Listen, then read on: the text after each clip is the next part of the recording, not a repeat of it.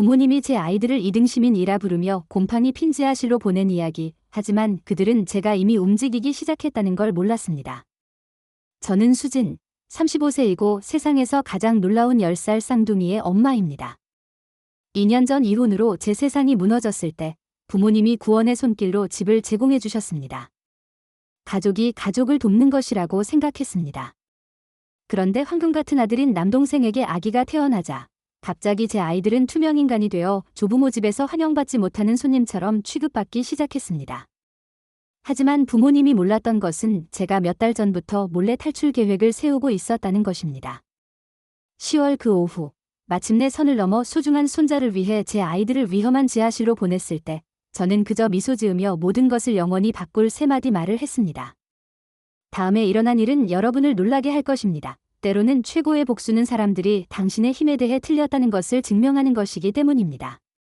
제가 지금부터 말씀드릴 이야기는 제 세상이 영원히 바뀐 그 파괴적인 10월의 날보다 훨씬 전부터 시작되었습니다. 어떻게 그런 일이 일어났는지 이해하려면 시작점까지 거슬러 올라가야 합니다. 겉보기에는 무해한 이혼이 가족이 저에 대해 가지고 있던 모든 전제를 뒤엎게 된 것입니다. 남편 민호와 12년간의 결혼 생활을 끝내고 별거했을 때 발밑의 땅이 완전히 사라졌습니다. 우리는 시스템 엔지니어인 그의 경력을 중심으로 생활을 꾸려왔고 저는 쌍둥이의 스케줄에 맞춰 소아과 간호사로 파트타임 일을 했습니다. 이혼 서류는 단순히 결혼을 끝낸 것이 아니라 영원히 안전할 것이라고 생각했던 경제적 기반을 완전히 파괴했습니다. 갑자기 저는 공동양육권, 식비도 제대로 감당할 수 없는 적은 위자료, 그리고 아이들을 부양하기 위해 풀타임으로 일해야 한다는 무서운 현실에 직면했습니다. 당시 아직 8세였던 쌍둥이 준호와 서연은 왜 아빠가 함께 살지 않는지, 왜 엄마가 닫힌 문 뒤에서 그렇게 많이 우는지 이해하는데 어려움을 겪고 있었습니다. 제 부모님인 영희 어머니와 성우 아버지는 제가 근무하는 서울의 어린이병원에서 차로 20분 거리에 있는 넓은 단독주택에 살고 계셨습니다. 그들이 임시 해결책으로 집을 제공해 주셨을 때 그것은 하늘의 개입처럼 느껴졌습니다. 내가 다시 일어설 때까지만 아버지는 급하게 싸둔 상자들에 둘러싸인 현관에서 제 어깨에 무거운 손을 올리며 말씀하셨습니다. 가족은 가족을 돌보는 거야? 저는 말로 표현할 수 없을 만큼 감사했습니다. 그동안 저와 부모님의 관계를 정의해온 복잡한 역사가 있었음에도 불구하고 말입니다. 어릴 때 저는 책임감 있는 아이였습니다. 모든 규칙을 따르고 모든 기대에 부응하며 한 번도 문제를 일으킨 적이 없는 아이였습니다. 반면 3살 어린 남동생 재현은 무엇을 해도 절대 잘못이 없는 황금 같은 아이였습니다. 제가 정말로 아이들과 함께 일하는 것을 좋아해서 소아과 간호를 전문으로 하며 8년간 고생해서 간호대학을 졸업하는 동안 재현은 2학기 만에 대학을 중퇴하고 모호한 IT 사업을 시작했습니다. 부모님은 주저없이 그의 사업 꿈을 재정 지원했고 이제 32세가 된 그는 연봉 1억 원을 벌고 있는 반면 저는 처음부터 다시 시작하고 있었습니다. 이런 편의 패턴은 우리 가족 역학에 깊이 뿌리 박혀 있어서 저는 몇 년 전부터 그것을 알아차리는 것을 포기했습니다. 그것이 그냥 현실이었습니다. 재현은 특별하고 저는 믿을 만한 존재였습니다. 준호와 서연은 놀라운 아이들로 각각 저를 항상 놀라게 하는 개성을 가지고 있었습니다. 준호는 작은 예술가였는데 항상 정교한 판타지 세계를 그리거나 손에 잡히는 재료로 불가능한 구조물을 만들곤 했습니다. 그의 예민함은 때때로 인생을 헤쳐나가는 것을 어렵게 만들었지만 동시에 그 나이에는 드문 공감 능력을 주기도 했습니다. 서연은 우리 집의 운동선수이자 옹호자였는데 강렬하고 자신감 넘치며 불공정한 일을 목격하면 항상 제일 먼저 목소리를 높이는 아이였습니다. 그녀는 제 고집스러운 성격과 민호의 재치를 물려받았는데 그 조합은 저를 흥분시키는 동시에 두렵게 만들었습니다. 이혼과 이사의 격변에도 불구하고 두 아이 모두 놀랍도록 잘 적응하고 있었습니다. 성적은 안정적이었고 새 학교에서 친구들을 사귀었으며 조부모와 시간을 보내는 것을 진심으로 즐기는 것 같았습니다. 초기 주거 환경은 지속 가능하고 오히려 안락했습니다. 부모님은 서재를 2층 침대와 화려한 커튼으로 꾸민 밝은 아이 방으로 개조해 주셨습니다. 저는 게스트룸을 사용했는데 별거 협상 중에 민호와 제가 고려했던 좁은 아파트 이후로는 사치로 느껴졌습니다. 가게에 할 수 있는 한 기여했고 정말 즐거웠기 때문에 요리의 대부분을 담당했으며 준호와 서연이 조부모의 공간과 생활 리듬을 존중하도록 했습니다. 병원에서 12시간 교대 근무를 할 때, 때로는 야간 근무도 포함해서 일할 때 부모님이 학교 픽업과 숙제 감독을 도와주셨습니다. 계획은 간단했습니다. 1년 이내에 보증금과 월세 1개월분을 모아서 우리 집을 빌리는 것입니다. 가능한 한 주가 교대 근무를 잡고 절약할 수 있는 모든 돈을 저축하는 체계적인 접근법이었습니다.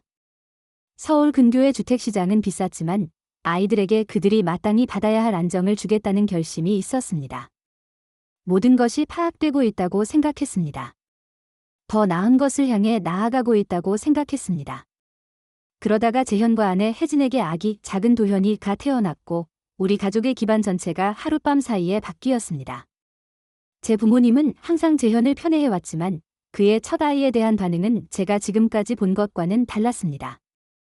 도현이 태어나고 며칠 안에 재현과 혜진이 차로 30분 이내 거리에 34평 아파트를 소유하고 있었음에도 불구하고 부모님은 정식 다이닝룸을 제 월급보다 비싼 유아용 침대를 포함한 정교한 육아실로 바꿨습니다.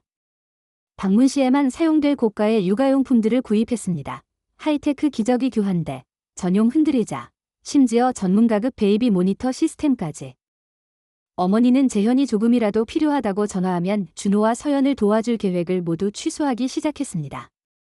지금은 동생이 더 많은 지원이 필요해 방과 후 프로그램에서 쌍둥이를 왜 데리러 올 수 없는지 물었을 때 설명해 주셨습니다.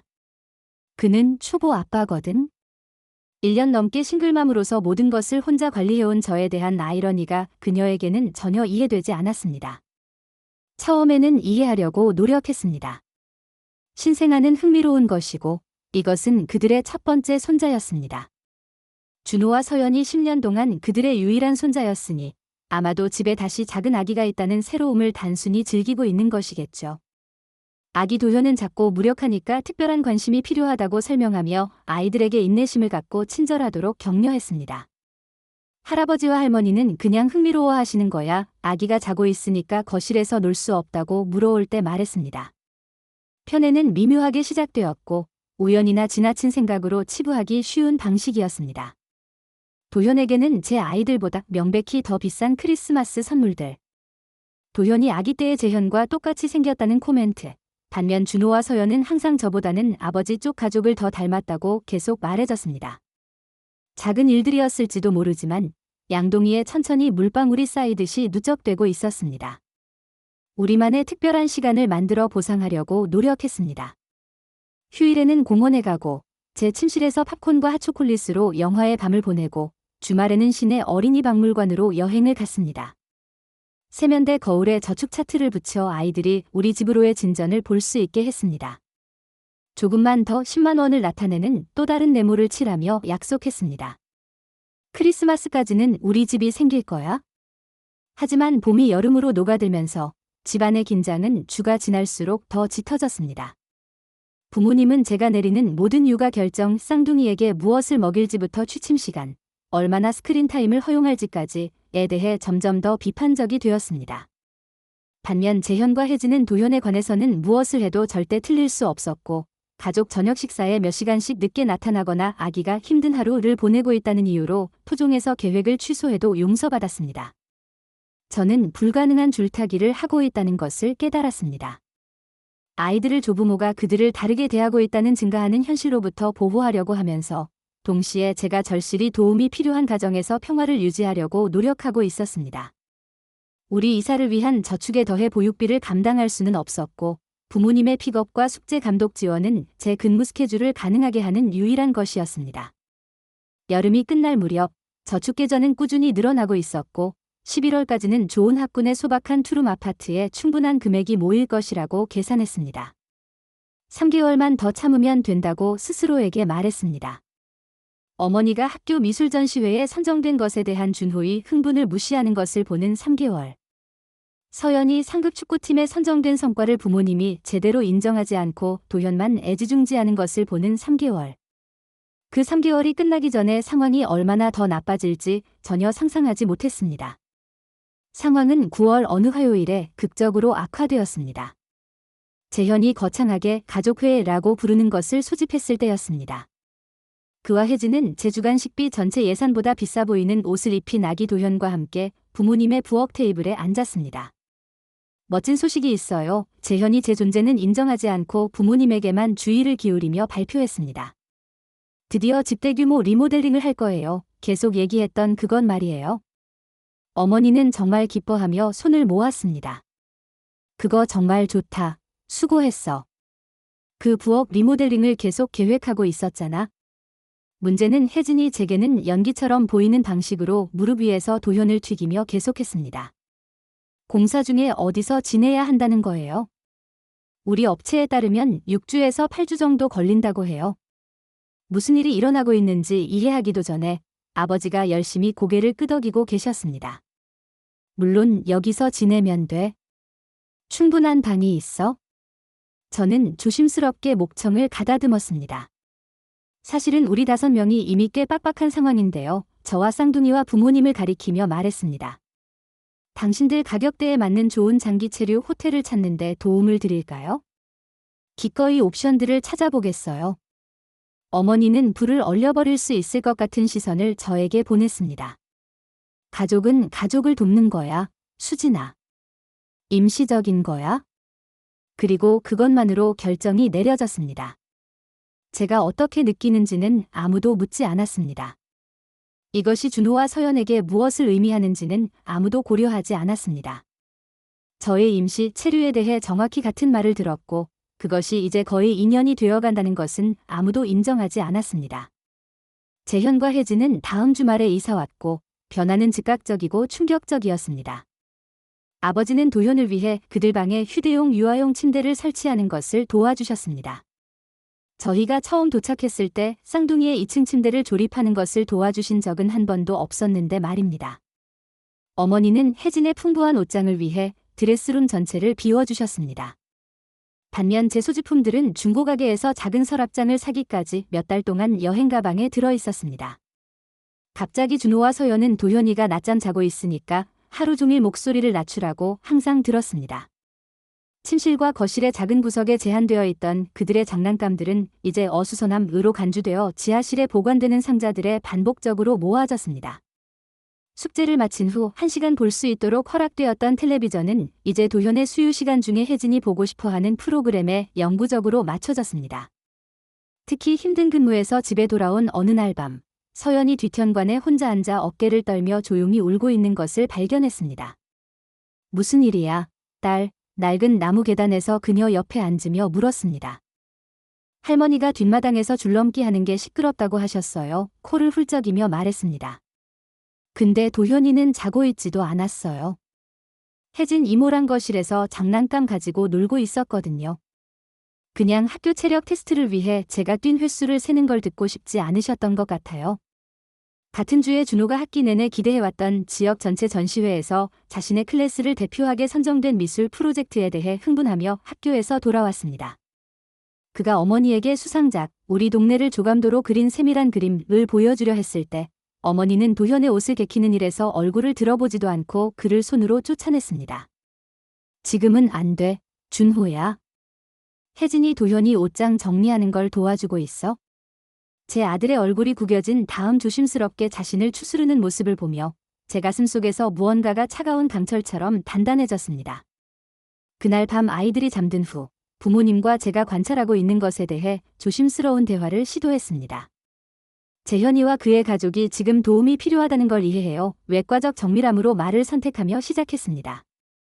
하지만 준호와 서연이 어떻게 대접받고 있는지가 걱정돼요. 그들이 자신들이 더 이상 중요하지 않다고 느끼기 시작하고 있어요. 아버지는 인상을 찌푸리며 제가 일부러 어렵게 굴고 있다는 표정을 지었습니다. 그들이 너무 예민해. 아이들은 아기가 더 많은 관심이 필요하다는 걸 배워야 해.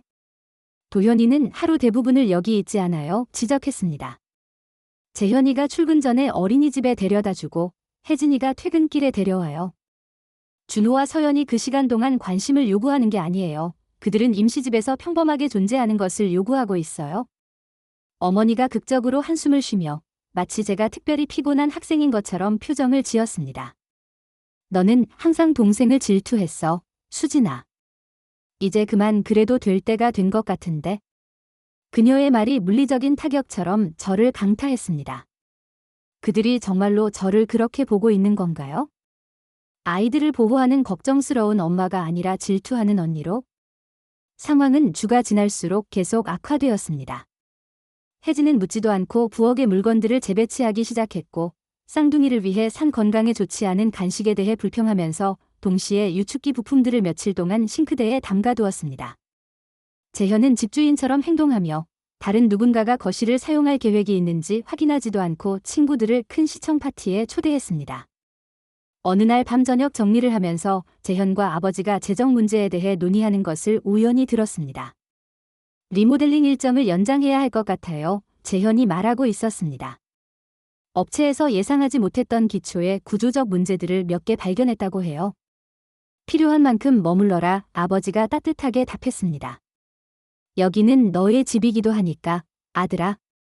가게에 기여하고 요리와 청소의 대부분을 담당하고 있음에도 불구하고 저에게는 그런 말을 해주신 적이 한 번도 없다는 것을 생각했습니다.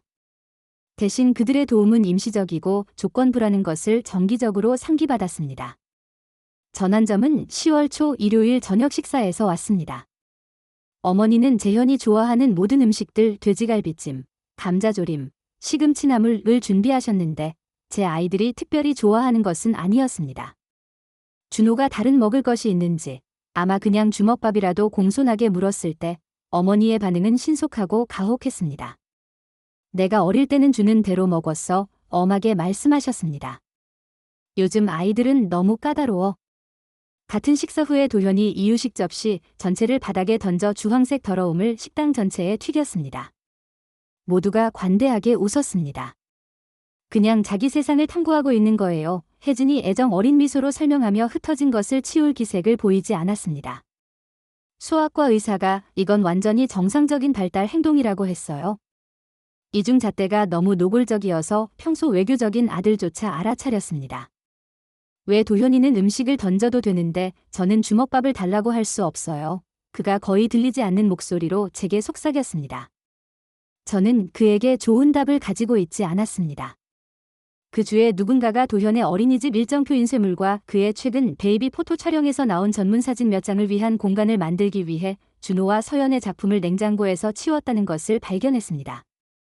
그것에 대해 물었을 때 혜진은 정보를 앞과 중앙 내에 필요로 했고 누군가가 몇 가지를 재배치하는 것을 신경 쓸 거라고 생각하지 않았다고 말했습니다.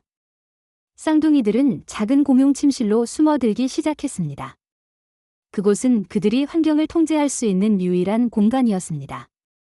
일하지 않을 때는 언제든지 그들을 도서관에 데려가기 시작했습니다. 항상 조용히 하라고 하거나 비판받지 않고 존재할 수 있는 곳을 주기 위해서였습니다. 병원에서 특히 힘든 근무 중에 동료 해리가 휴게실에서 함께 차트를 작성할 때 제 명백한 스트레스를 알아차렸습니다. 집에서 뭔가 문제라도 있어요? 부드럽게 물었습니다. 저는 상황 전체를 쏟아놓았습니다. 편해, 불가능한 생활 조건, 제 아이들이 임시집에서 성가신 존재처럼 취급받고 있는 방식을. 해리는 동정적으로 듣다가 그 후 몇 주 동안 저를 따라다닐 말을 했습니다. 당신 부모님은 남동생 가족을 명예로운 손님으로 대하고 당신과 아이들을 환영받지 못하는 룸메이트로 대하는 가정을 만든 것 같아요. 그녀가 관찰했습니다. 그건 누구에게도, 특히 성장기 아이들에게는 건강한 환경이 아니에요. 그녀가 절대적으로 옳았습니다. 그것이 그렇게 명확하게 표현되는 것을 듣는 것으로 일상생활에서 그 기능장애가 얼마나 정상화되었는지를 이해했습니다. 그날 밤 근무 후 바로 집에 가는 대신 생각하고 계획을 세우기 위해 동네를 1시간 동안 차로 돌았습니다. 결국 몇 년 전 민호와 제가 첫 집을 살 때 함께 일했던 부동산 업자 친구 미영에게 전화했습니다. 아이들을 이 상황에서 빼내야 해요. 솔직하게 말했습니다. 늦는 것보다는 빠른 게 나아요. 10월 중순까지 집 상황은 인간적으로 가능하다고 생각했던 한계를 넘어 악화되었습니다. 재현과 혜진은 부모님의 열성적인 격려로 집을 완전히 접수했습니다. 원래 6주에서 8주 예정이었던 그들의 리모델링은 세부사항을 물어볼 때마다 재현이 신비롭게 모호한 합병증 때문에 이제 무기한 연장되었습니다. 어느 날 오후 집에 돌아와서 부모님이 도현을 위해 전용 유아용 식탁이자 재활용 상자에서 찾은 상자에 따르면 거의 40만 원이나 하는 을 구입했다는 것을 발견했습니다. 이것은 제 보험이 부분적으로만 커버하는 준호의 천식 약 비용에 대해 불평 들었던 같은 주였습니다. 도현이가 여기서 식사할 때 편안하게 하고 싶어서 지출에 대해 질문했을 때 어머니가 설명했습니다. 준호는 숨을 쉬어야 해요. 목소리에서 경직됨을 제거할 수 없이 답했습니다. 어머니는 제가 완전히 비합리적인 사람인 것처럼 저를 바라봤습니다. 아버지와 나는 연금 생활이야, 수진아. 내 아이들을 위한 모든 걸 감당할 수는 없어. 제가 모든 아이들의 비용을 지불하고 게다가 가계 청구서에 기여하고 있다는 사실은 그녀에게 전혀 등록되지 않았습니다. 고소득을 벌고 있는 재현과 혜진이 연장 체류 중의 가계비에 전혀 기여하지 않고 있다는 사실도 마찬가지였습니다. 다음 사건은 서연이 밴드 수업을 위해 클라리넷을 연습하고 있을 때 일어났습니다. 15분도 연주하지 않았을 때 혜진이 거실로 뛰어들어왔습니다. 지금 그만둘 수 있을까요? 도현이가 낮잠 자려고 하는데 10분 후에 중요한 회의 전화가 있어요. 서연은 즉시 사과하고 악기를 치웠습니다. 하지만 나중에 밴드 선생님이 예정한 가상 연습 세션의 정확한 시간에 연습하고 있었다고 눈물을 흘리며 말해주었습니다. 이번에 그것을 놓쳐서 다가오는 평가를 위한 준비가 안 될 것입니다. 모든 사람의 필요에 대응할 수 있는 일정을 만드는 것에 대해 혜진과 이야기하려고 했습니다. 제 업무 전화와 도현이의 수면 일정이 우선순위가 되어야 해요. 그녀가 무시하듯 답했습니다. 서연이는 작은 취미를 언제든지 연습할 수 있어요. 후회할 말을 하는 것을 피하기 위해 혀를 깨물었지만 서연의 작은 취미는 그녀가 정말 열정을 가지고 있는 것이었습니다. 밴드 선생님은 그녀가 진짜 음악적 재능을 보이고 있다고 평가했었습니다. 하지만 이 가정에서는 제 아이들이 하는 모든 것이 재현 가족의 가장 사소한 필요보다 덜 중요한 것으로 여겨졌습니다. 준호는 생애 처음으로 학업적으로 고전하고 있었습니다. 그의 선생님으로부터 수업에서의 위축과 그룹 활동 참여 감소에 대해 걱정한다는 이메일을 받았습니다.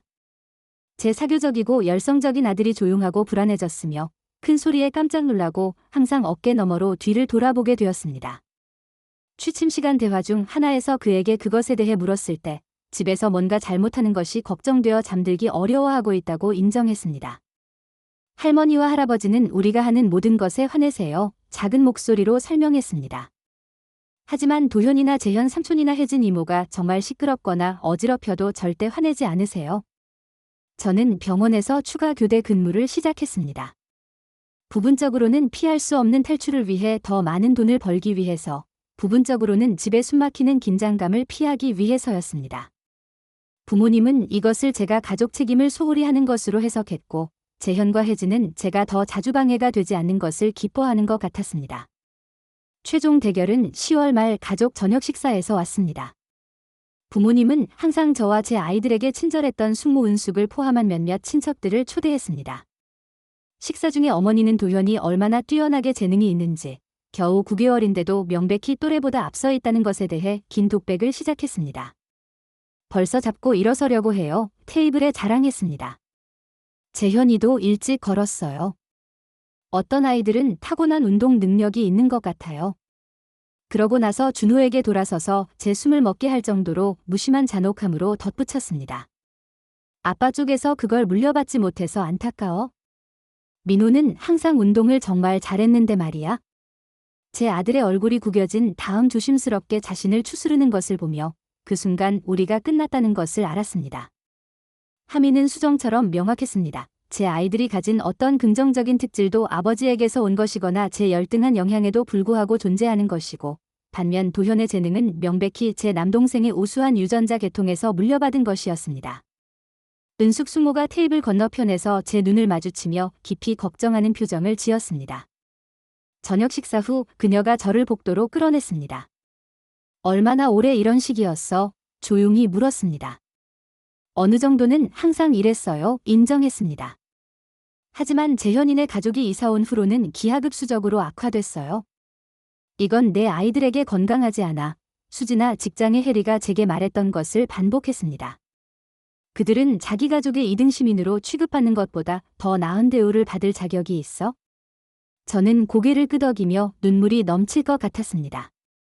노력하고 있어요. 보장했습니다. 계획이 있어요. 그리고 저에게는 있었습니다. 해리와의 대화 이후 몇 주 동안 가능할 때마다 점심시간에 미영과 만나고 있었습니다. 몇 개의 임대 부동산을 보았고 병원에서 차로 15분. 쌍둥이가 학업적으로 성공하고 있는 같은 학군 내의 작은 삼룸집을 찾았습니다. 집세는 제가 감당할 수 있는 절대적인 상한선이었지만 안정된 고용 이력과 우수한 신용 점수를 바탕으로 승인받았습니다. 전주에 임대계약에 서명했지만 아무에게도 말하지 않았습니다. 준호와 서연에게도. 모든 것이 완전히 확정될 때까지 그들의 기대를 높이고 싶지 않았습니다. 그 집은 11월 1일, 일주일 좀 넘게 남은 시점부터 입주 가능했습니다. 그날 배달될 기본 가구들을 몰래 주문했고 이미 제 이름으로 공공요금을 설정해 놓았습니다. 은숙 숙모가 제 손을 잡았습니다. 필요한 게 있으면 알려줘 말했습니다. 이 상황에 대해 꽤 오래 걱정하고 있었어. 그녀의 지지는 그녀가 상상할 수 있는 것보다 훨씬 의미가 있었습니다.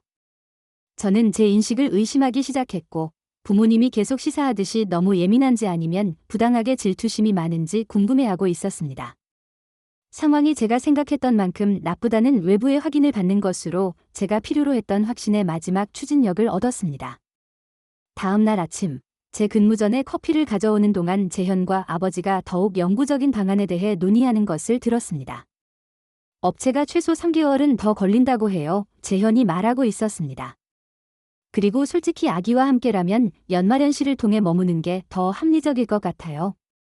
겨울에 유아와 함께 이사하는 스트레스는 필요한 만큼 언제든 환영이야. 아버지가 따뜻하게 답했습니다. 여기는 너의 집이야, 아들아. 제 체류는 임시적이라고 들었고 가능한 한 빨리 제 자리를 찾을 것으로 기대된다고 들었던 것을 그들 중 누구든 기억하는지 궁금했습니다. 이중 잣대가 너무 눈부셔서 제 아이들의 마음을 매일 부수지 않았다면 웃을 만했습니다.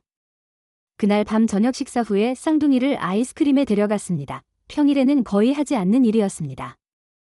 집에 숨막히는 분위기에서 벗어나 그들과 사적인 시간을 갖고 싶었습니다.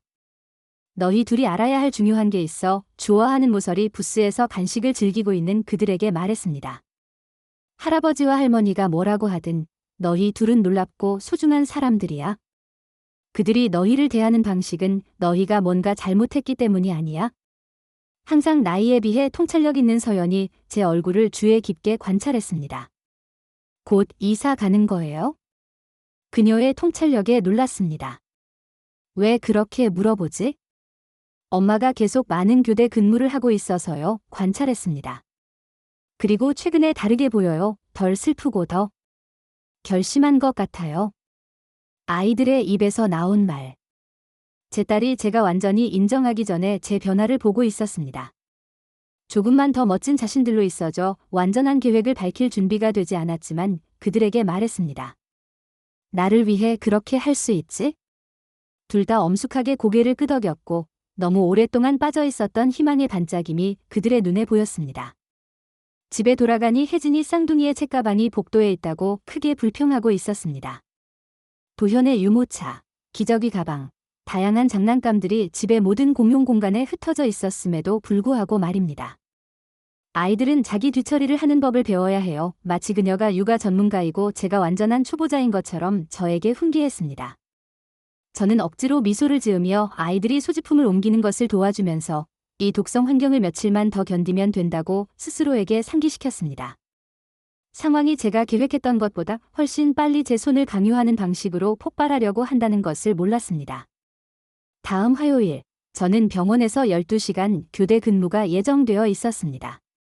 소아과 병동에서 특히 혼란스러운 날이었는데 3명의 새로운 입원 환자와 안전하거나 합리적인 범위보다 더 많은 환자를 담당해야 하는 인력 부족이 있었습니다.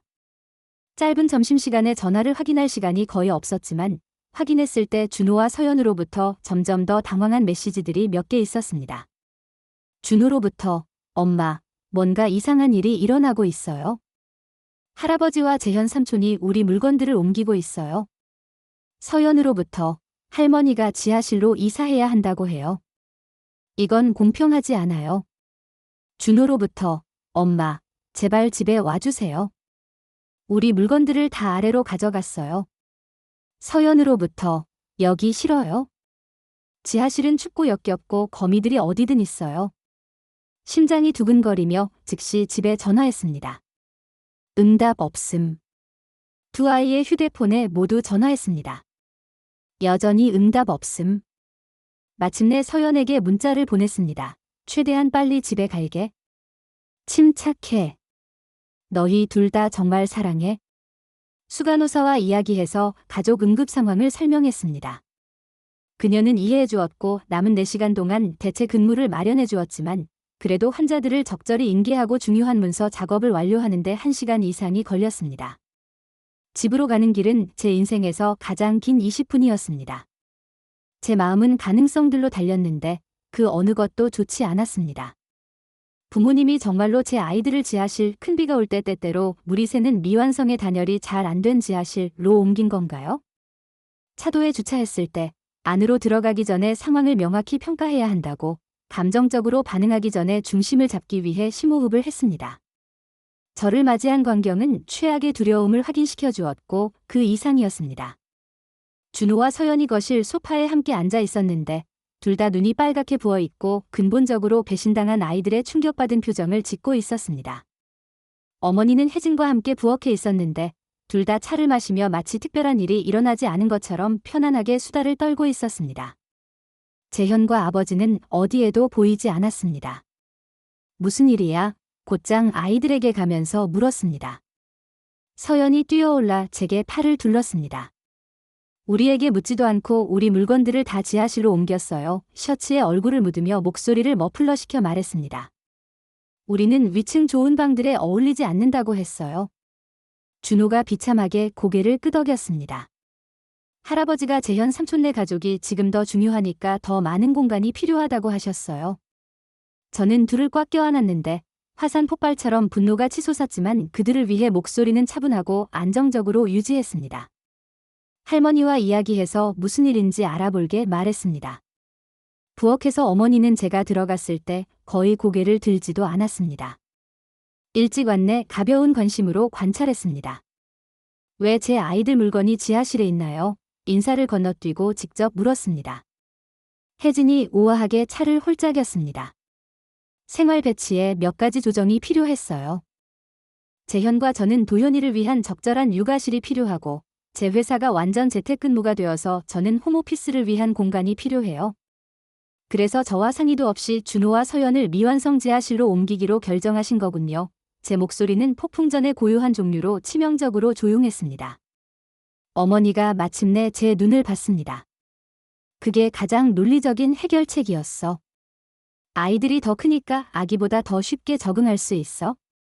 게다가 우리의 다른 손자는 최고의 방들에 어울려. 그는 내 아이들이 학교에 있는 동안 하루 종일 여기 있으니까. 그녀 발언의 무심한 잔혹함이 완전히 제 숨을 먹게 했습니다. 제 아이들도 도현이만큼 안전하고 편안한 공간에 어울려요 말했습니다. 그렇게 과장하지 마. 수진아 어머니가 손을 흔들며 무시했습니다. 지하실은 완전히 괜찮아. 침대들을 아래 두고 모든 걸 갖춰놨어. 지하실은 한쪽 구석에 눈에 보이는 곰팡이가 있고 밤에는 얼어붙을 정도로 춥고 천장이 미완성이에요 지적했습니다. 응급 탈출을 위해 제대로 열리지 않는 작은 창문 하나밖에 없다는 건 말할 것도 없고요. 견딜 수 있을 거야 어머니가 단호하게 말했습니다. 가족은 희생을 의미하는 거야? 분명히 그녀의 마음속에서 가족은 오직 제 아이들만 희생해야 한다는 것을 의미했습니다. 재현의 아이는 절대 아니었습니다. 그때 아버지와 재현이 뒷문으로 들어왔는데 둘 다 자신들에게 만족한 모습이었습니다. 아, 좋아. 내가 집에 왔구나. 아버지가 저를 보며 말했습니다. 우리가 너와 논의해야 할 몇 가지 변화를 만들었어. 네, 보이네요. 평정한 어조를 유지하려고 애쓰며 답했습니다. 제 허락 없이 제 아이들의 물건을 지하실로 옮기신 거군요. 재현이 날씨에 대해 논의하는 것처럼 어깨를 으쓱했습니다. 위층 공간이 필요해요. 도현이가 더 기동적이 되고 있어서 제대로 발달할 수 있는 공간이 필요하거든요. 게다가 혜진이는 중요한 업무 전화를 위한 조용한 공간이 필요해요. 그리고 제 아이들은 안전하고 적절한 침실이 필요해요. 반박했습니다. 지하실로 충분해 아버지가 무시하듯 말했습니다. 추가 조명을 설치하고 오래된 카페트 자투리들을 깔았어. 애초에 머물 곳이 있다는 것에 감사해야 해. 저는 그를 바라보며 아마도 인생에서 처음으로 그를 명확하게 보았습니다. 저를 키우고 제가 수십 년 동안 기쁘게 하려고 노력해온 이 남자가 그가 저와 제 아이들을 얼마나 가치 없다고 여기는지를 방금 드러낸 것입니다. 준호는 천식이 있어요. 그들에게 상기시켰습니다. 지하실은 습하고 눈에 보이는 곰팡이가 있어요. 심각한 호흡 발작을 유발할 수 있어요. 평소처럼 과장하고 있어 재현이 눈을 굴리며 말했습니다. 아이들은 회복력이 있어? 혜진이랑 나는 훨씬 더 나쁜 조건에서 자랐지. 그렇지 여보? 혜진이 동의하며 고개를 끄덕였지만 저는 그녀가 서울의 가장 부유한 교회 중 하나에서 큰 단독주택에서 자랐다는 것을 알고 있었습니다. 저는 저와 상의 없이 이 결정을 내린 4명의 성인들을 둘러봤습니다. 그들 중 누구도 조금의 후회나 이해의 기색조차 보이지 않았습니다. 그들에게 이것은 완전히 합리적이었습니다. 황금 아이의 가족은 최고의 숙박시설에 어울리고 제 아이들은 남은 찌꺼기에 어울린다는 것입니다. 저는 준호와 서연이 불안하게 기다리고 있는 거실로 돌아갔습니다. 그들은 제가 이 불가능한 상황을 해결해 주리라는 신뢰와 희망으로 저를 올려다봤습니다. 그 순간 제 안에서 무언가가 결정화되었습니다. 다음에 무엇이 일어나야 하는지에 대한 차분한 확신입니다. 저는 상황에도 불구하고 진짜 미소로 그들에게 미소 지으며 모든 것을 바꿀 3마디 말을 했습니다. 짐을 싸라. 그들은 혼란스러워 보였지만 저는 격려하듯 고개를 끄덕였습니다. 나를 믿어 말했습니다. 중요한 것들을 모두 싸. 나머지는 나중에 가져오러 올 거야. 저를 따라 거실로 온 아버지가 우연히 들었습니다. 아이고, 수진아. 그렇게 과장하지 마. 누구도 너에게 나가라고 하지 않았어. 저는 그에게 돌아서며 여전히 차분하게 미소 짓고 있었습니다. 아니에요, 아버지. 방금 제 아이들과 제가 이 가족 계층에서 어디에 서 있는지를 극도로 명확하게 해주셨어요. 그리고 우리는 이것보다 훨씬 더 나은 대우를 받을 자격이 있어요. 무슨 소리를 하는 거냐? 아버지가 준호와 서연이 넓고 불안한 눈으로 우리 사이를 바라보는 동안 당황하며 말했습니다. 자, 아이들아, 부드럽게 말했습니다. 가서 가장 중요한 것들로 배낭을 싸. 나머지는 모두 내일 가져오러 돌아올 거야. 그들이 계단을 뛰어 올라가자 어머니가 명백한 초조함으로 거실에 들어왔습니다. 이번엔 또 무슨 헛소리야? 일이 정확히 내 뜻대로 되지 않았다고 해서 나갈 수는 없어. 도현을 재현의 허리에 안고 재현과 혜진이 따라왔습니다. 온 가족이 이 최종 대결을 위해 여기 있었습니다. 이것은 일이 제 뜻대로 되지 않는 것이 아니에요. 초자연적인 차분함으로 설명했습니다. 이것은 기본적인 존중과 배려에 관한 것인데 이 가정에서는 몇 달 동안 완전히 결여되어 있었어요. 우리는 너에게 거의 2년 동안 지붕을 제공해왔어. 아버지가 소리쳤습니다. 배려 부족에 대해 말하다니 뭔 소리야. 네, 그랬어요. 인정했습니다. 그리고 진심으로 감사했어요. 저는 또한 경제적으로 기여했고 요리와 청소의 대부분을 했으며 제 아이들이 당신들의 규칙과 공간을 존중하도록 했어요. 하지만 오늘 당신들은 넘을 수 없는 선을 넘었어요. 혜진이 코웃음 쳤습니다. 그냥 침실 재배치일 뿐이에요. 우스꽝스럽게 예민하게 굴고 있어요. 저는 그녀에게 레이저 포커스로 돌아섰습니다. 누군가가 당신과 먼저 상의하지 않고 당신 아이를 부적절한 공간으로 옮겼다면 그렇게 부르시겠어요? 그녀는 그에 대한 답을 가지고 있지 않았습니다. 지하실은 완전히 적절해. 어머니가 주장했습니다. 우리는 요즘 아이들이 필요로 하는 것 같은 모든 특별한 배려 없이 너와 재현을 키웠어. 지하실에는 곰팡이가 있어요. 인내심 있게 반복했습니다. 준호는 천식이 있어요. 또한 춥고 습하며 부적절한 응급 출구가 있어요. 어떤 건축 기준으로도 합법적인 침실이 아니에요. 아버지가 무시하듯 손을 흔들었습니다. 그런 기준들은 정부의 과도한 개입이야? 저는 그 불합리함에 거의 웃을 뻔했습니다. 안전 규정은 그에게 불편할 때는 갑자기 정부의 과도한 개입이 되지만 그가 열악한 숙박시설로 강등되는 쪽이었다면 매우 다르게 느꼈을 것이라고 의심했습니다. 정확히 어디로 갈 생각이냐? 재현이 실실거리며 물었습니다. 내 낭비벽으로 그렇게 많이 저축했다고는 생각되지 않는데. 그리고 거기 있었습니다. 그들이 모두 공유하고 있던 근본적인 오해? 그들은 저를 경제적으로 의존적이고 무책임하다고 보고 있었습니다. 반대되는 모든 증거에도 불구하고 그들은 정말로 제게 선택권도 주체성도 독립적으로 설 능력도 없다고 믿었습니다. 거기서 틀렸어요. 조용히 말했습니다. 저는 여기 이사 온 날부터 체계적으로 저축해왔어요. 추가 교대 근무를 하고 조직적으로 비상 자금을 구축해왔어요. 그리고 3주 전에 여기서 그리 멀지 않은 집 임대 계약에 서명했어요. 이어진 경악한 침묵은 깊고 심오하게 만족스러웠습니다. 어머니가 먼저 회복했습니다. 우리에게 말하지도 않고 떠날 계획을 세우고 있었다는 거야? 꾸며낸 상처받은 목소리로 물었습니다. 다음 주에 적절한 통지를 하려고 했어요. 명확히 했습니다. 집은 11월 1일까지 사용할 수 없지만 오늘의 사건들이 제 일정을 상당히 앞당겼어요. 설마 진심이 아니겠지. 재현이 이것이 실제로 일어나고 있다는 것을 마침내 깨달으며 말했습니다. 그때까지 어디서 머물 생각이야?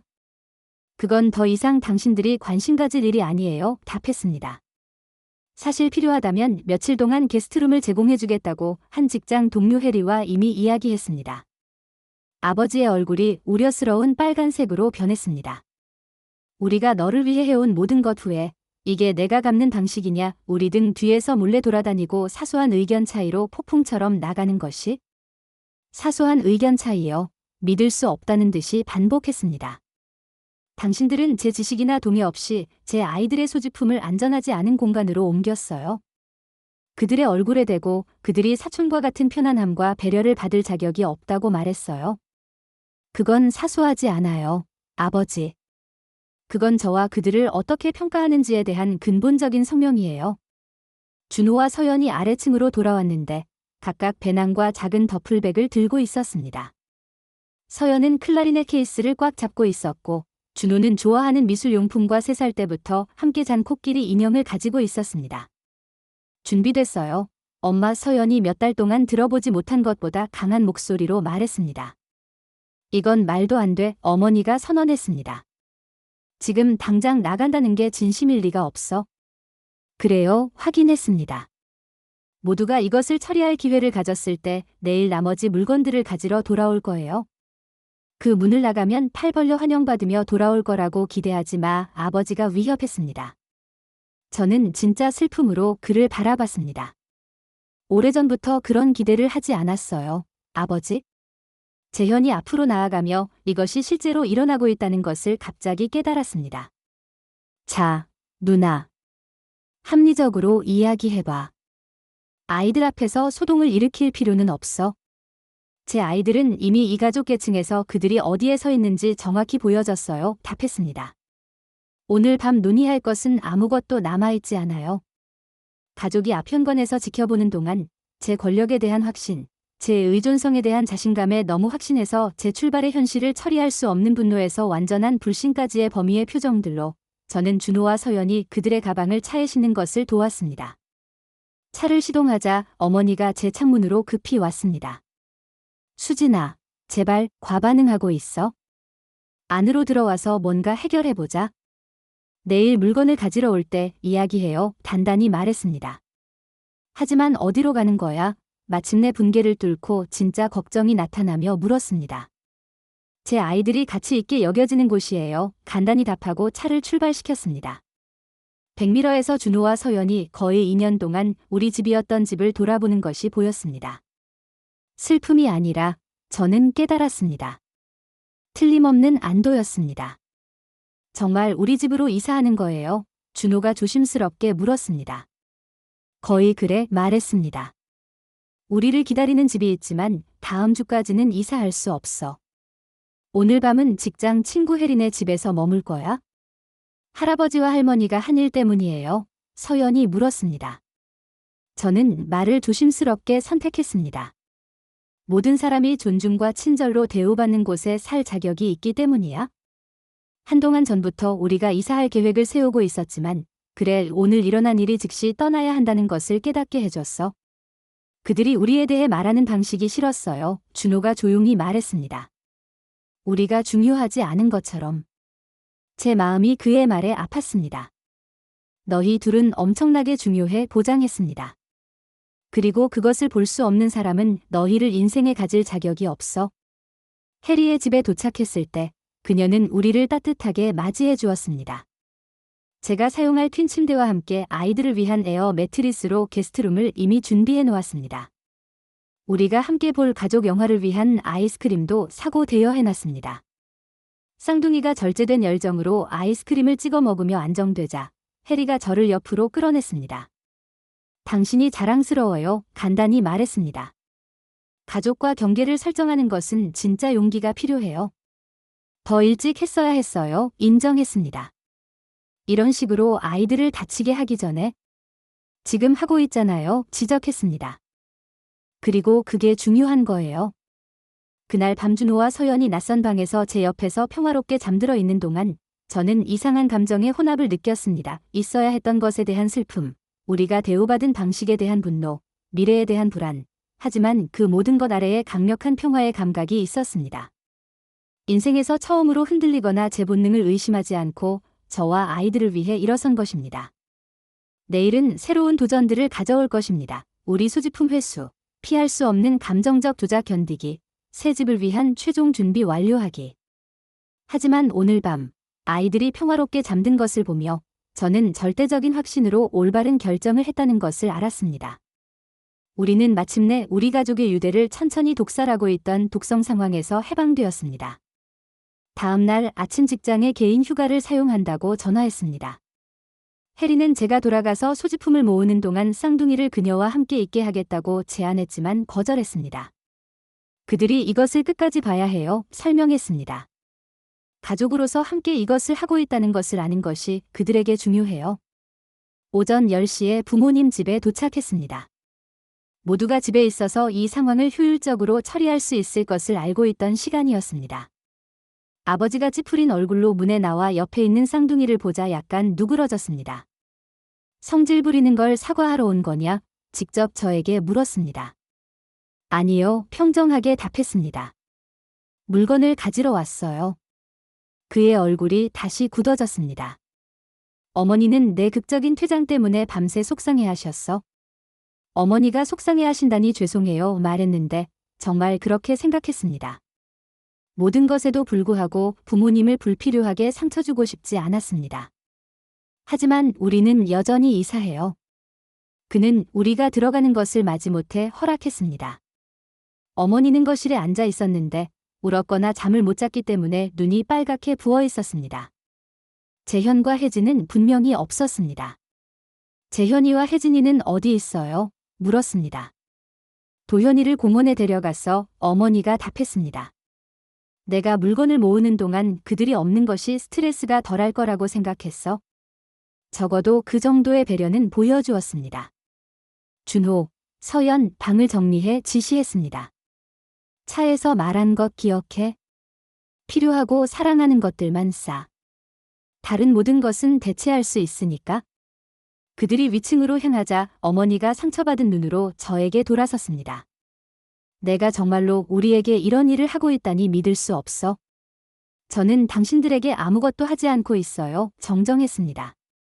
제 아이들과 저 자신을 위해 뭔가를 하고 있는 거예요. 우리는 너에게 모든 것을 줬어. 주장했습니다. 갈 곳이 없을 때 머물 곳, 아이들 도움, 이혼 중 감정적 지원, 그리고 감사했어요. 인정했습니다. 하지만 그것이 제 아이들이 도현이보다 가치 없는 존재로 취급받아야 한다는 뜻은 아니에요. 우리는 절대 그런 말 하지 않았어. 항의했습니다. 명시적으로 말할 필요가 없었어요. 당신들의 행동이 그것을 완전히 명확하게 만들었어요. 아버지가 합류해서 초조함으로 방을 걸어 다녔습니다. 이건 재현 때문이지? 너는 항상 그를 질투했어. 저는 단단히 머리를 흔들었습니다. 이건 재현에 대한 것이 아니에요.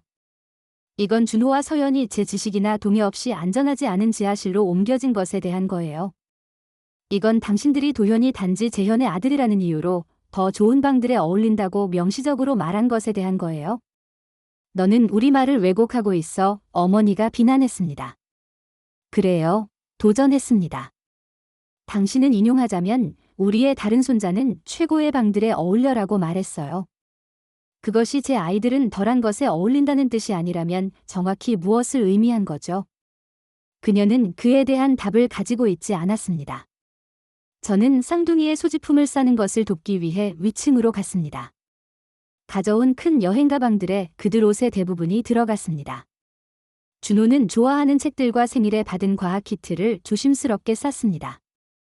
서연은 스포츠용품과 아버지가 지난 크리스마스에 준 보석함을 챙겼습니다. 첫 번째 짐을 들고 아래층으로 돌아가니 아버지가 문 옆에서 기다리고 있었습니다. 정확히 어디로 갈 생각이냐? 요구했습니다. 내가 빌렸다고 주장하는 그 신비한 집으로? 다음 주에 집이 준비될 때까지 친구와 함께 머물 거예요. 이 정보를 그에게 빚지지 않았지만 설명했습니다. 간호사 월급으로 어떻게 집세를 낼 생각이냐? 의심스럽게 물었습니다. 그의 어조의 거만함이 제 안에서 무언가를 터뜨렸습니다. 들고 있던 가방을 내려놓고 그에게 직접 마주했습니다. 아버지, 저는 소아과 간호사로 연봉 6,800만 원을 벌어요. 훌륭한 신용, 최소한의 부채가 있고 거의 2년 동안 체계적으로 저축해왔어요. 당신들의 도움 없이 가족을 부양할 완전한 능력이 있어요. 그는 정말 놀란 것 같았고 제가 얼마를 벌고 어떻게 가게를 관리하는지 정말 모르고 있었다는 것을 깨달았습니다. 그는 단순히 제가 경제적으로 어려움을 겪고 있다고 가정했습니다. 왜냐하면 그 이야기가 저에 대한 그의 선입견에 맞았기 때문입니다. 지금 임대시장은 매우 경쟁이 치열해 어머니가 끼어들었습니다. 어떻게 곳을 찾았어? 몇 달 동안 체계적으로 찾고 있었어요. 말했습니다. 저에게는 전문적 연결과 추천서가 있어요. 제 계획을 당신들과 공유하지 않았다고 해서 계획이 없었던 건 아니에요. 우리는 모든 것을 차에 싣기 위해 몇 번 왕복했습니다. 부모님은 침묵으로 지켜보았는데 우리 출발의 현실이 마침내 완전히 스며들고 있었습니다. 즉시 가져가고 싶은 모든 것을 챙겼을 때 중요한 것을 빠뜨리지 않았는지 확인하기 위해 마지막 점검을 했습니다. 부엌에서 어머니가 커피를 끓이고 있는 것을 발견했습니다. 그녀의 움직임은 기계적이고 멀어 보였습니다. 이제 떠나요, 말했습니다. 그녀가 새로운 눈물로 눈을 적시며 저에게 돌아섰습니다. 왜 이런 일을 하는지 이해할 수 없어. 우리는 가족인데. 네, 그래요, 동의했습니다. 그리고 그래서 이것이 이렇게 아픈 거예요. 가족은 서로를 같이 있고 존중받는다고 느끼게 해야 해요. 준호와 서연은 여기서 오랫동안 그렇게 느끼지 못했어요. 그건 사실이 아니야, 약하게 항의했습니다. 어머니, 어제 당신은 그들에게 사촌과 같은 품질이 숙박에 어울리지 않는다고 말했어요. 그것이 그들을 어떻게 느끼게 했을 거라고 생각해요. 그녀는 눈을 돌리며 제 눈을 볼 수 없었습니다. 그런 뜻이 아니었어. 그럼 다른 어떤 뜻이었나요? 그녀는 답을 가지고 있지 않았습니다. 우리가 마지막으로 떠날 준비를 하고 있을 때 아버지가 마지막 절망적인 시도를 했습니다. 이건 실수야, 수진아. 너는 아이들에게 가장 좋은 것보다 내 자존심을 우선시하고 있어? 아니에요. 아버지 조용한 확신으로 답했습니다. 인생에서 처음으로 저는 당신들의 승인을 포함한 모든 것보다 제 아이들에게 진정으로 가장 좋은 것을 우선시하고 있어요. 준호와 서연은 조부모에게 어색한 작별 인사를 했습니다. 그들을 상처 준 이런 사람들을 존경하고 사랑하라고 가르침 받았기 때문에 그들이 복잡한 심경인 것을 볼 수 있었습니다. 우리가 두 번째이자 마지막으로 차를 몰고 떠날 때 서연이 할아버지와 할머니를 다시 볼 수 있을까요? 라고 물었습니다. 그래, 보장했습니다. 하지만 상황은 달라질 거야. 우리가 마땅한 존중으로 대우받을 때 우리 조건으로 방문할 거야. 해리 집에서의 다음 며칠은 현저하게 평화로웠습니다. 쌍둥이는 몇 달 동안 보지 못했던 방식으로 농담하고 놀며 가벼워 보였습니다. 저는 새 집의 세부 사항을 마무리하기 위해 시간을 냈고 공식 임대 시작일 전에 우리 소지품을 옮길 수 있도록 집주인과 일찍 열쇠를 받는 미팅을 했습니다. 집은 작았지만 우리에게는 절대적으로 완벽했습니다. 3개의 침실, 아이들이 안전하게 놀 수 있는 작은 뒷마당, 그리고 자연광으로 공간을 가득 채우는 거대한 창문이 있는 부엌. 우리 학군 내에 있어서 쌍둥이가 학교를 바꿀 필요가 없었고 병원에 가까워서 통근 시간이 실제로 부모님 집에서보다 짧아졌습니다. 금요일에 우리는 공식적으로 새 집으로 이사했습니다.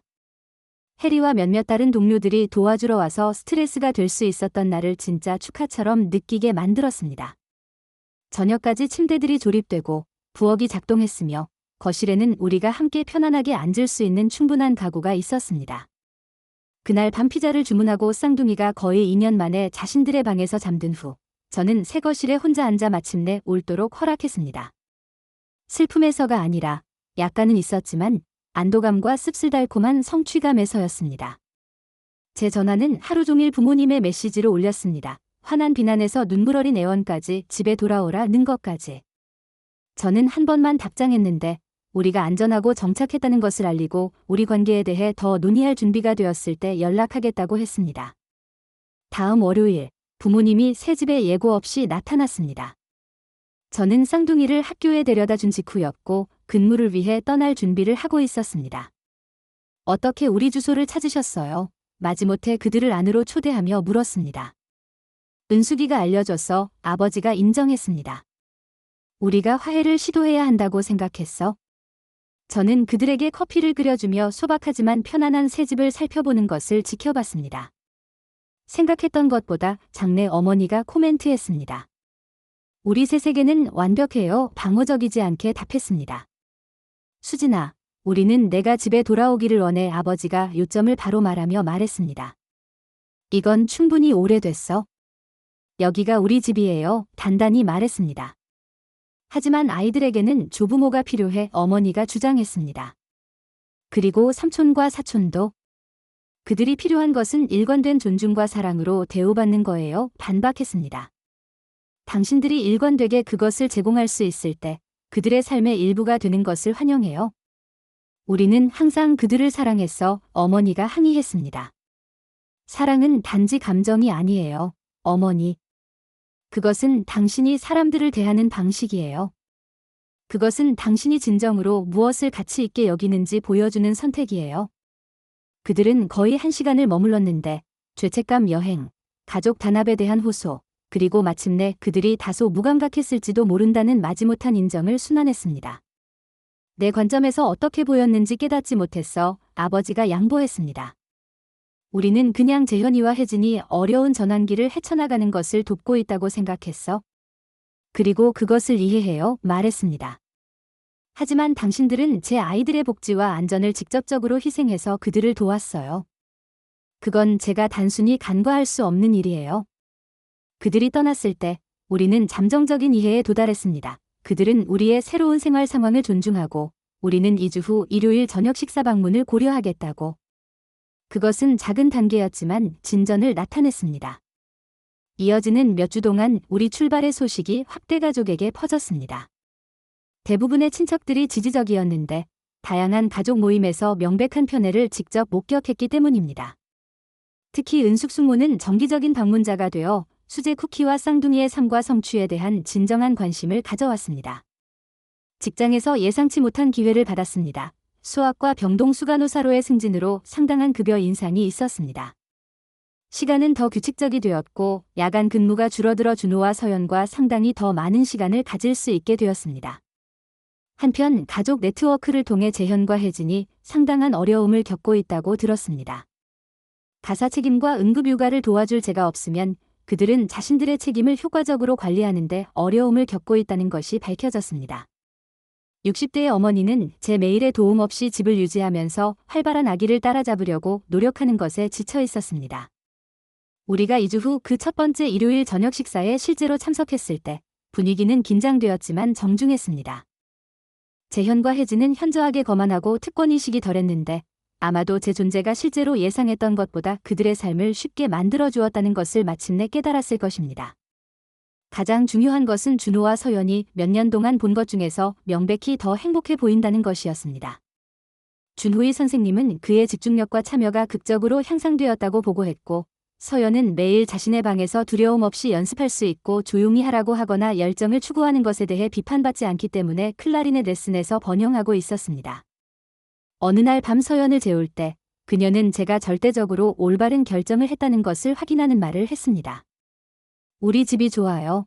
엄마 졸린 목소리로 말했습니다. 여기서는 정말로 숨 쉴 수 있는 것 같아요. 제가 받을 수 있는 모든 확인 중에서 제 딸의 간단한 말이 가장 의미가 있었습니다. 우리는 제 아이들이 문자 그대로도 비유적으로도 자유롭게 숨 쉴 수 있는 집을 만들었습니다. 그리고 그것은 여기에 도달하기 위해 견뎌낸 모든 것의 가치가 있었습니다. 부모님 집에서 극적으로 떠난 지 6개월 후, 우리 삶은 제가 거의 상상할 수 없었던 방식으로 변했습니다. 우리의 작은 임대주택은 진정한 집이 되었고, 웃음, 냉장고에 자랑스럽게 전시된 작품, 그리고 진정한 가족 생활의 편안한 혼돈으로 가득 찼습니다. 준호와 서연은 절대적으로 꽃피웠고, 그들이 진정으로 가치 있고 존중받는 환경에 정착하면서 자연스러운 자신감이 돌아왔습니다. 수간호사로의 제 승진은 더 나은 스케줄과 증가된 급여를 가져다 주었을 뿐만 아니라 예상치 못한 방식으로 저에게 도전과 만족을 주는 새로운 전문적 책임도 가져다 주었습니다. 성인 인생에서 처음으로 저는 위기에서 위기로 단순히 생존하는 것이 아니라 진정으로 번영하고 있다고 느꼈습니다. 부모님과의 우리 관계는 조심스럽게 정중한 것으로 발전했습니다.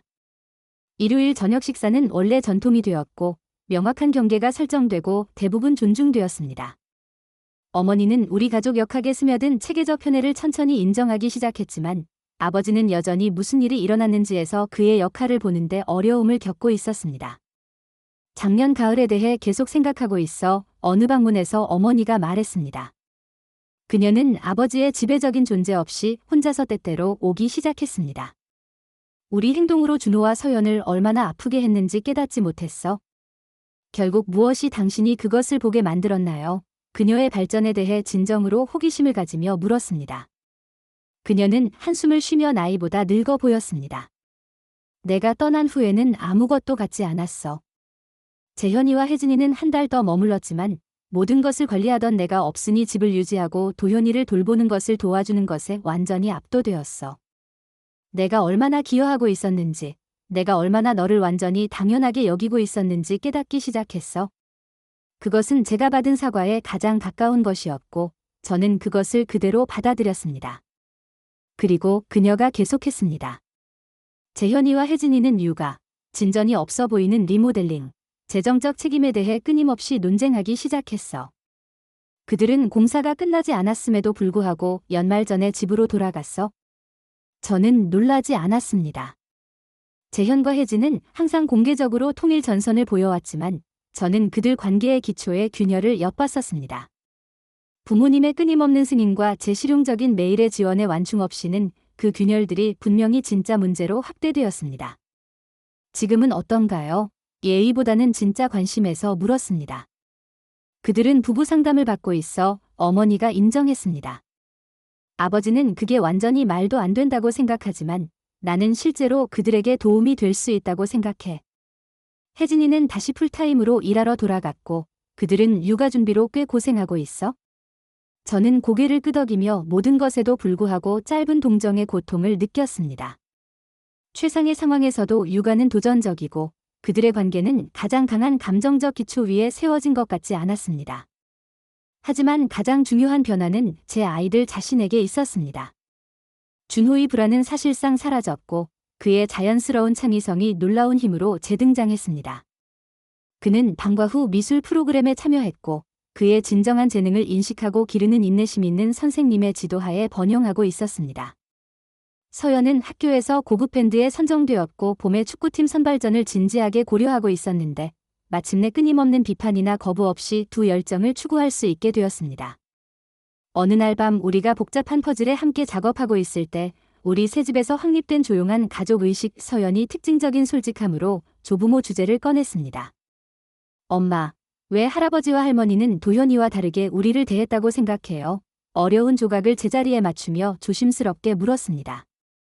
저는 답변을 신중하게 고려했습니다. 사람들은 때때로 다른 사람들에 대한 고정관념을 발전시켜서 상황을 명확하게 보는 것을 어렵게 만든다고 생각해. 할아버지와 할머니는 항상 재현 삼촌을 특별하고 특별한 관심을 받을 자격이 있다고 봤어. 그에게 도현이가 생겼을 때 그들은 자동으로 같은 감정을 그에게 옮겼어. 하지만 우리도 그들의 손자인데요. 준호가 단순한 논리로 지적했습니다. 맞아. 절대적으로 그래 동의했습니다. 그리고 그들은 정말로 너희를 사랑해. 그들은 그냥 평등하게 또는 공정하게 그것을 보여주는 방법을 몰랐어. 그래서 우리가 나온 거예요. 서연이 물었습니다. 그들이 공정하지 않았기 때문에? 모든 사람이 존중과 친절로 대우받을 자격이 있기 때문에 나왔어 설명했습니다. 그것이 일관되게 일어나지 않았을 때 우리 모두가 번영할 수 있는 우리만의 공간을 만들 필요가 있었어. 준호가 사려 깊게 고개를 끄덕였습니다. 어쨌든 여기가 더 좋아요. 할아버지와 할머니 집에서는 항상 중요한 뭔가를 방해하는 것 같은 기분이었어요. 너희는 여기서 절대 방해가 되지 않아 완전한 확신으로 보장했습니다. 여기는 너희 집이고 너희는 있는 그대로 여기에 속해? 대화는 다른 주제로 옮겨갔지만 저는 그들이 우리 가족에게 무슨 일이 일어났는지를 성숙하게 처리하고 있다는 것에 감명받았습니다. 아이들은 안전, 일관성, 그리고 정직한 소통이 주어졌을 때 놀랍도록 회복력이 있었습니다. 4월에 예상치 못한 기회가 나타났습니다. 우리 동네의 작은 3LDK 집이 매물로 나왔는데 제 승진과 지난 몇 달 동안의 신중한 저축 덕분에 제 재정적 도달 범위 내의 가격이 책정되었습니다. 주택담보대출 브로커와 상담하고 재정을 철저히 검토한 후 제 예산을 늘리지만 관리 가능하다고 느껴지는 제안을 했습니다. 제 놀라움과 절대적인 기쁨에도 그것이 받아들여졌습니다. 집주인이 되는 것은 우리가 부모님 집을 떠났을 때 먼 꿈이었습니다. 어떤 막연한 미래에 희망했던 것. 이제 1년도 안 되어 그것이 현실이 되고 있었습니다. 집은 미용적 업데이트가 필요했지만 구조적으로 건전하고 훌륭한 위치에 있었습니다. 가장 중요한 것은 그것이 완전히 우리 것이 될 것이라는 점이었습니다. 쌍둥이와 소식을 공유했을 때 그들의 흥분은 절대적으로 전염성이었습니다. 그들은 즉시 개별방을 어떻게 꾸밀지, 현관문을 무슨 색으로 칠할지, 작은 뒷마당 어디에 정원을 심을지 계획하기 시작했습니다. 이사하고 나면 개를 키울 수 있을까요? 준호가 희망적으로 물었습니다. 지켜보자. 즉시 약속할 준비는 되지 않았지만 아이디어에 마음이 열리며 답했습니다. 개는 많은 의미 있는 방식으로 우리의 작은 가족을 완성시킬 것입니다. 집을 사는 과정이 예상치 못한 방식으로 아버지를 우리 삶으로 다시 불러들였습니다. 우리의 여전히 긴장된 관계에도 불구하고 그는 주택 구매에 대한 풍부한 경험이 있었고 검사 보고서를 저와 함께 검토해주겠다고 제안했습니다. 지붕은 최소 5년은 더 갈 거야. 제 부엌 테이블에서 기술 문서들을 검토하며 말했습니다. 하지만 급탕기는 조만간 교체할 예산을 세우고 싶을 거야. 그의 실용적인 조언은 정말 도움이 되었고 제 결정을 통제하거나 비판하려고 하지 않으면서 저를 지원하려고 노력하고 있다는 것을 감사했습니다. 그것은 우리 역학의 작지만 중요한 변화를 나타냈습니다. 너를 자랑스럽게 생각해. 수지나 그가 떠날 준비를 하면서 예상치 못하게 말했습니다. 독립적으로 집을 사는 것은 작은 성취가 아니야? 인생의 대부분 동안 듣기를 갈망했던 말들이 완전히 불의를 쳤습니다. 고마워요. 아버지 간신히 답할 수 있었습니다. 내가 항상 공정하지 않았다는 걸 알아. 그가 주저하며 계속했습니다. 어머니와 나는 이를 어떻게 처리했는지에 대해 광범위하게 논의하고 있어. 과거는 바꿀 수 없지만 앞으로는 더 잘하고 싶어. 그것은 완전한 사과는 아니었지만 제 자존심 강하고 고집센 아버지에게서 나온 것으로는 기념비적으로 느껴졌습니다. 저도 그러고 싶어요. 솔직하게 말했습니다. 집을 마감한 날, 준호와 서연은 학교에 있었습니다. 저는 혼자 서류에 서명했지만 그들이 집에 돌아왔을 때 보여주기 위해 열쇠 사진을 찍었습니다. 제 새 집, 제 집의 빈 거실에 서 있을 때 눈에 눈물을 가져올 정도로 강력한 감정의 급상승을 느꼈습니다. 2년 전 저는 새로 이혼한 엄마였고 제 미래에 대해 불확실했으며 부모님의 조건부 지원에 의존하고 있었습니다. 이제 저는 집주인이고 전문적으로 발전하고 있으며 가장 중요한 것은 제 아이들에게 그들이 진정으로 받을 자격이 있는 안정되고 사랑스러운 집을 제공하고 있었습니다. 여행은 때때로 고통스러웠고 가족과 저 자신에 대한 어려운 진실들에 직면하도록 강요했습니다. 저는 경계를 설정하는 것이 이기적이지 않고 절대적으로 필요하다는 것, 제 아이들을 위해 일어서는 것이 때때로 독성 상황에서 걸어 나오는 것을 의미한다는 것, 그리고 제 가치가 다른 사람들의 인식이나 승인에 의해 결정되지 않는다는 것을 배웠습니다. 우리는 친구들, 동료들, 그리고 그래, 부모님의 도움도 받아 화창한 5월 토요일에 새 집으로 이사했습니다. 우리가 가구를 배치하고 상자들을 풀고 이 전환을 가능하게 해준 모든 사람들을 위해 피자를 주문하는 동안 분위기는 축제 같았습니다. 저녁까지 부모님만 남았을 때 우리는 새 뒤편관에 함께 앉아 준호와 서연이 억제되지 않은 기쁨으로 그들의 마당을 탐험하는 것을 지켜봤습니다. 이것은 좋은 집이야, 어머니가 조용히 말했습니다. 너는 예외적으로 잘했어, 수진아. 고마워요, 자격이나 의심 없이 칭찬을 받아들이며 답했습니다.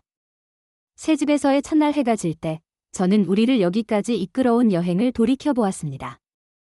제 아이들이 사촌보다 가치 없다고 여겨졌던 그 10월의 날의 고통이 긍정적 변화의 촉매로 변했습니다.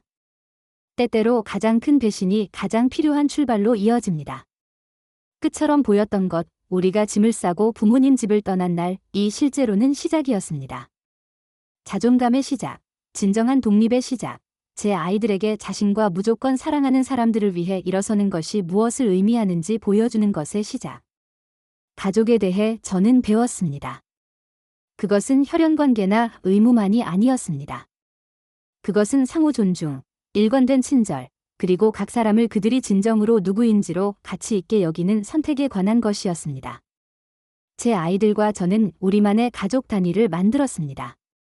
강하고 지지적이며 우리를 마땅히 받아야 할 존엄성과 존중으로 대하는 사람들을 포함하도록 우리의 원을 열었습니다.